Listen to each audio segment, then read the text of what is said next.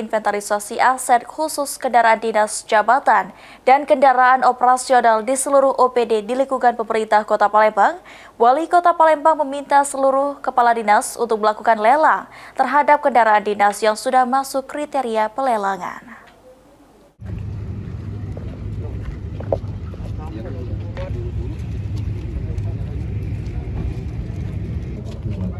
Wali Kota Palembang Ratu Dewa lakukan penertiban aset dalam hal inventarisasi aset khusus kendaraan dinas, jabatan, dan kendaraan operasional ke seluruh OPD di lingkungan pemerintah Kota Palembang pada Senin 11 Agustus 2025.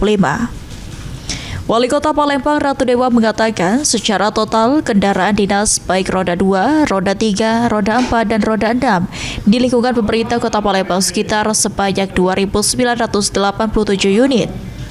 Sementara kendaraan dinas sistem sewa ada sekitar 112 unit. Melalui sistem sewa kendaraan terjadi efisiensi anggaran sekitar 25%.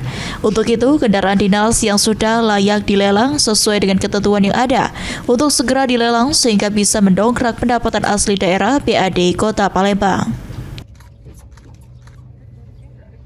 Yang menarik teman-teman sekalian, kalau ini kita gunakan sewa terjadi efisiensi anggaran lebih kurang 25%. Artinya ini beberapa kendaraan yang saya minta dengan Pak Sekda dalam hal yang pengelola barang dan juga para kepala dinas sebagai pengguna barang untuk segera melelang kendaraan-kendaraan yang memang sudah layak untuk dilelang sesuai dengan aturan yang ada. Sehingga kenapa ini perlu? Karena akan mendapatkan pendapatan asli daerah, akan mendongkrak pendapatan asli daerah. Sehingga ini bisa menambah APBD kita. Penggunaan kendaraan dinas jabatan. Sementara itu, Kepala BPKAD Kota Palembang Ahmad Nasir menyampaikan dari inventarisasi terdapat 88 unit kendaraan dinas yang akan bisa dilelang.